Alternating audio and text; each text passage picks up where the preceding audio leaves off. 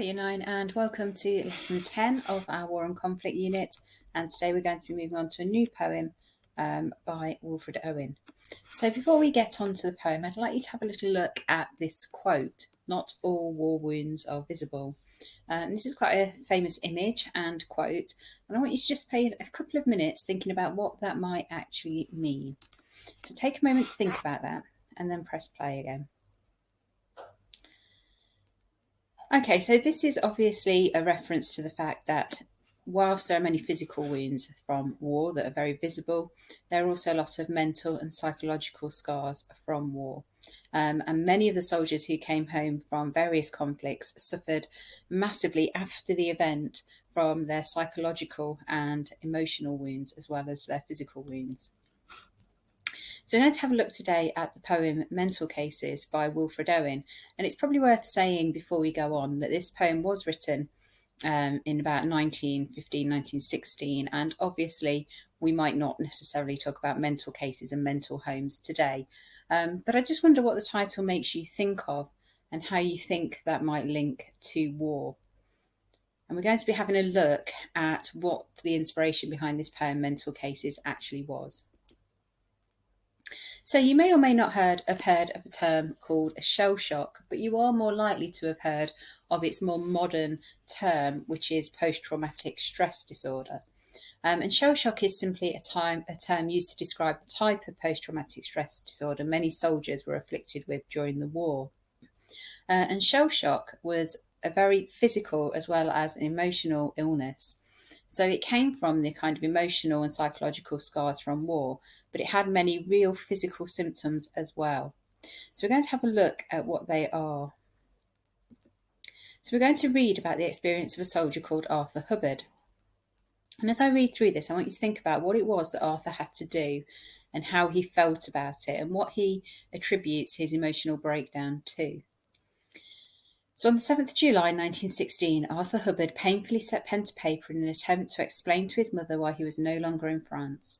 He'd been taken from the battlefields and deposited in the East Suffolk and Ipswich Hospital, suffering from shell shock.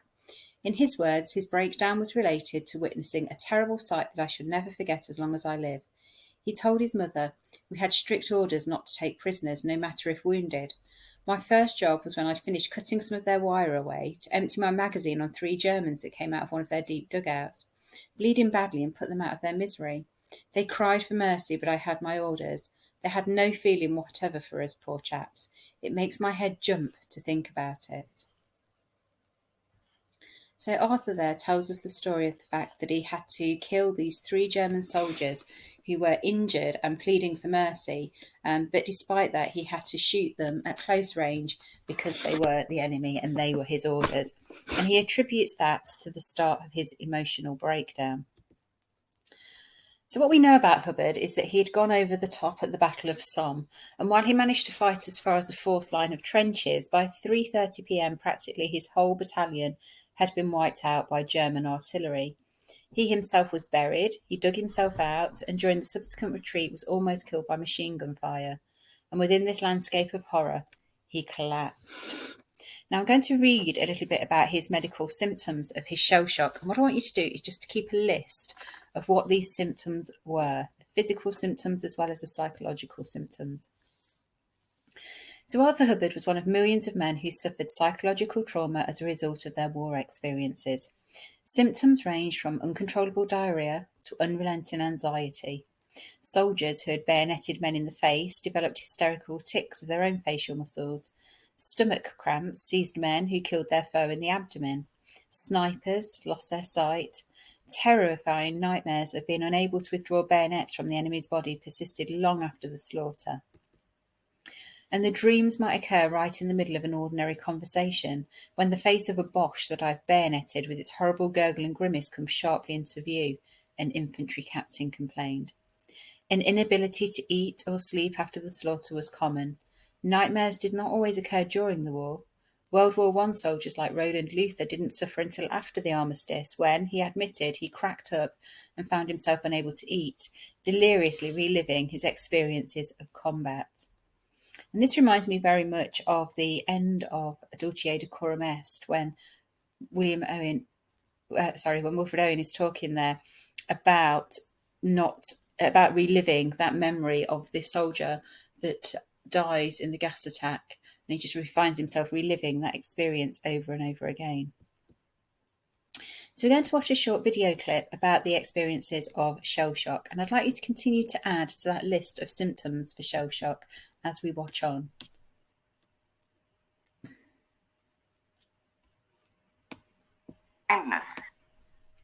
You weren't hit by any bullet or shrapnel. You survived multiple battles, even charges into no man's land and trench raids, and yet you're still a real casualty of war and suffer a variety of terrible physical and mental problems, for you have shell shock.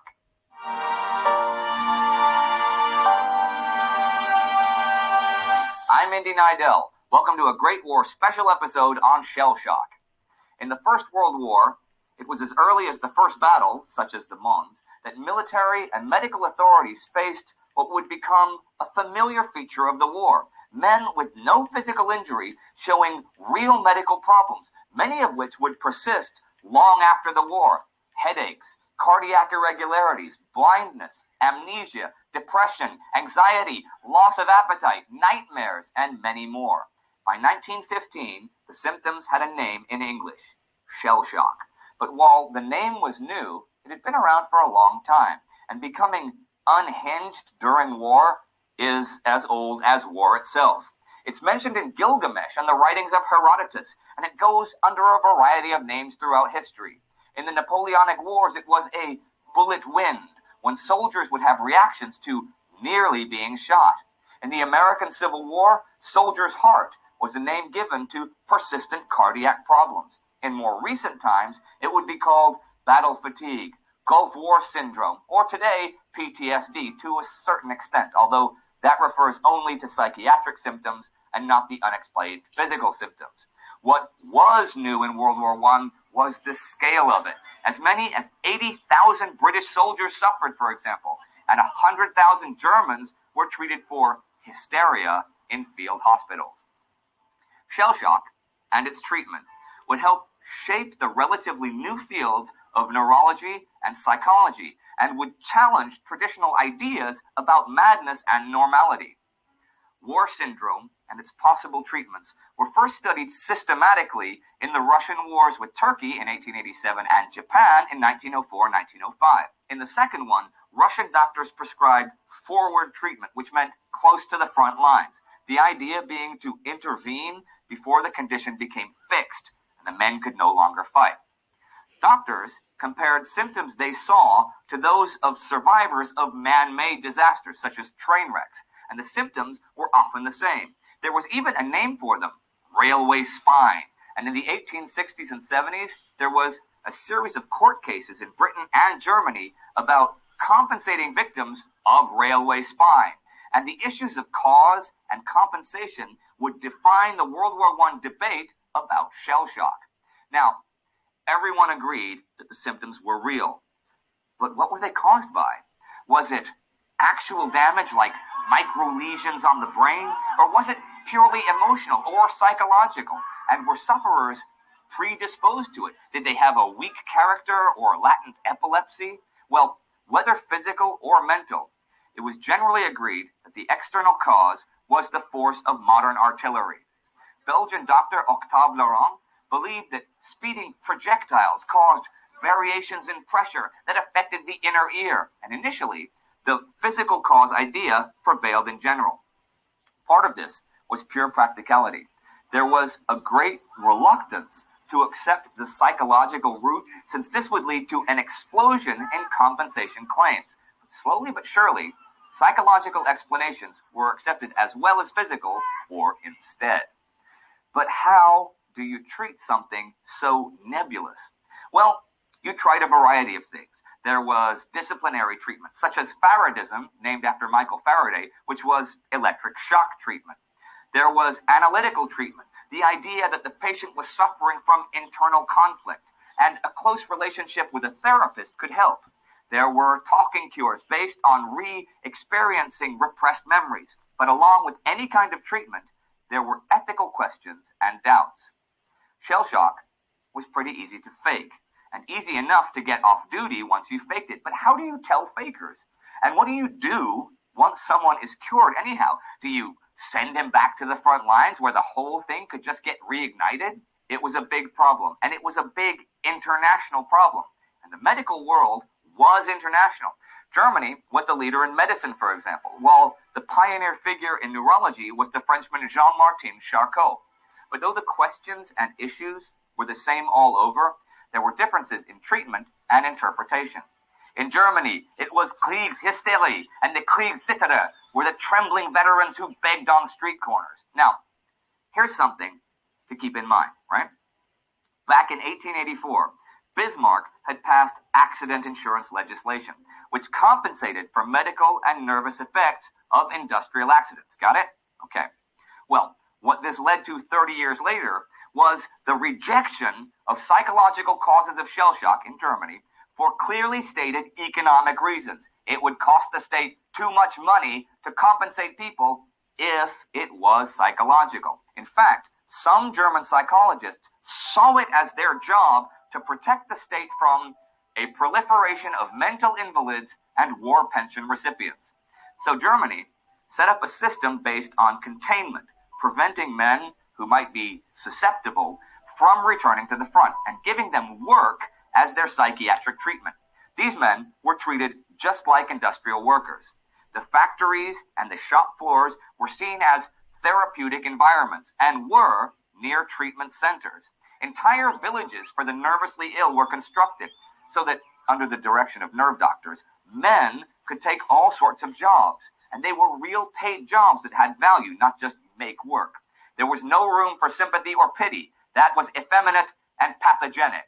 There were, of course, more active and bizarre treatments. Faradism, barking military orders at patients, the sudden singing of the national anthem to shock men into regaining their hearing.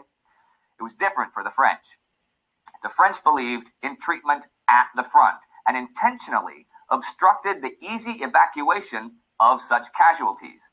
Many French doctors believed that shell shock was caused by suggestion, though they recognized that it was unconscious, but they used often brutal methods to bring it out so they could then create the will to overcome it. There was a famous legal case in May 1916 when a French soldier was arrested for assault when he hit his doctor who was trying to apply an electric shock. Apparently, the shock he had already been given was strong enough to move a streetcar, and he would rather be court-martialed than repeat the experience. This led to the issue of whether injured soldiers had the rights of private citizens or were under military command and thus could be forced to be treated. Italians believed that going home triggered it, that the stress of seeing how women and children struggled with the men away at war sent them over the edge, and psychiatric intervention was geared towards unmasking malingerers.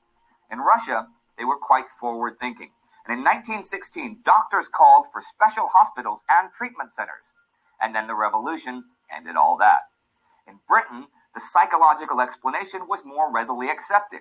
Interestingly enough, officers were affected percentage-wise more often than enlisted men in the British Army, and some of the numbers are staggering.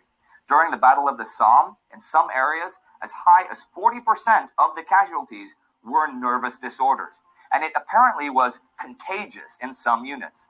The Army was worried, though, that seeing it as psychological made weakness acceptable, though treatment changed when it began to be seen as a medical problem and not a disciplinary one. And by mid-1918, there was a whole network of British hospitals dedicated to shell shock. W.H.R. Rivers was a key figure for treatment of shell shock in Britain.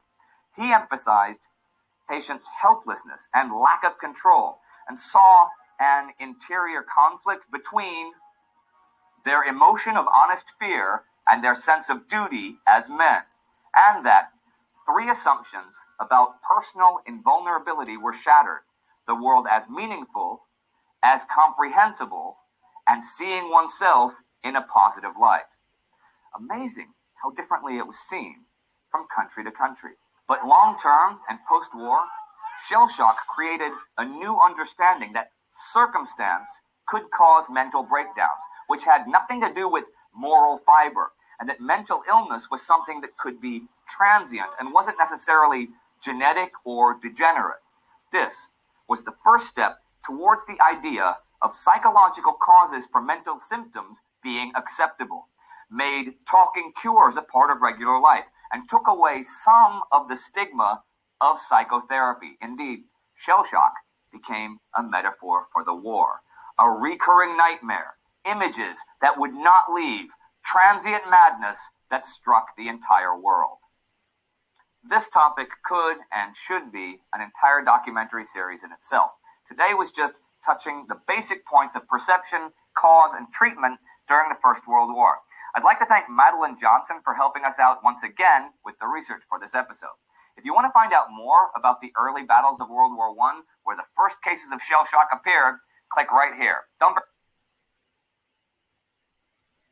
Okay, so clearly there's lots of research been done into the issue of shell shock.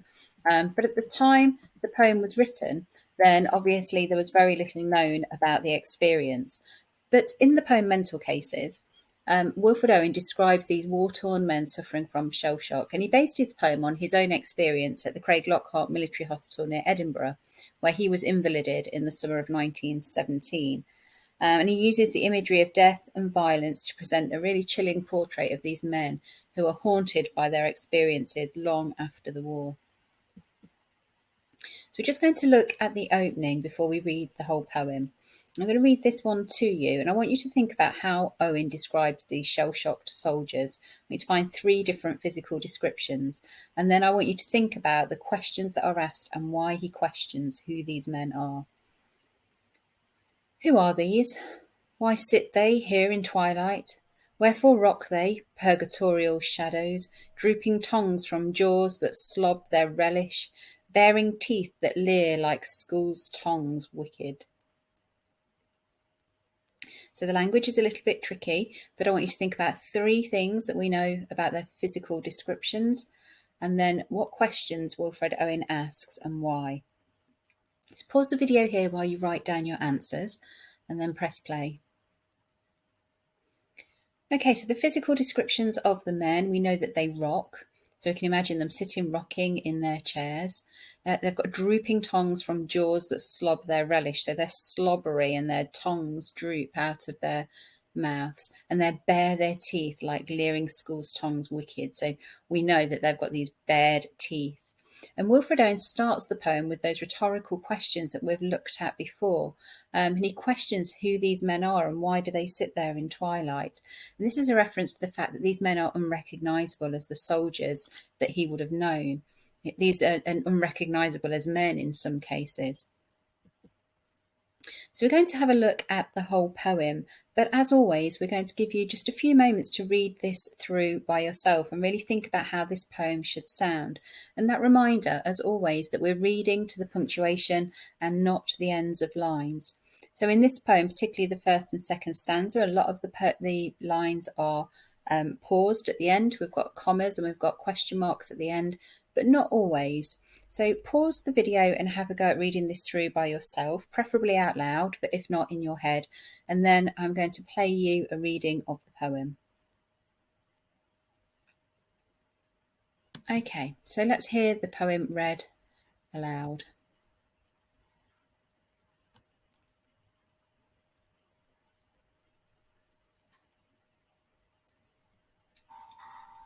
Mental Cases by Wilfred Owen. Who are these?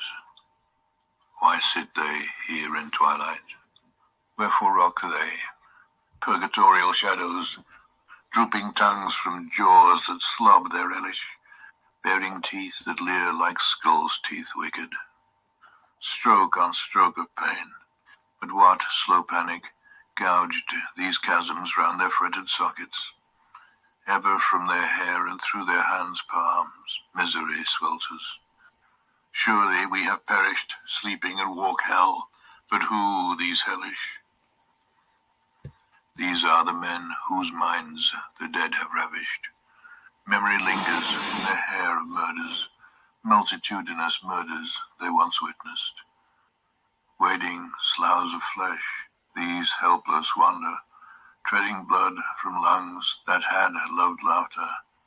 Always they must see these things and hear them. Batter of guns and shatter of flying muscles, carnage incomparable and human squander, rucked too thick for these men's extrication.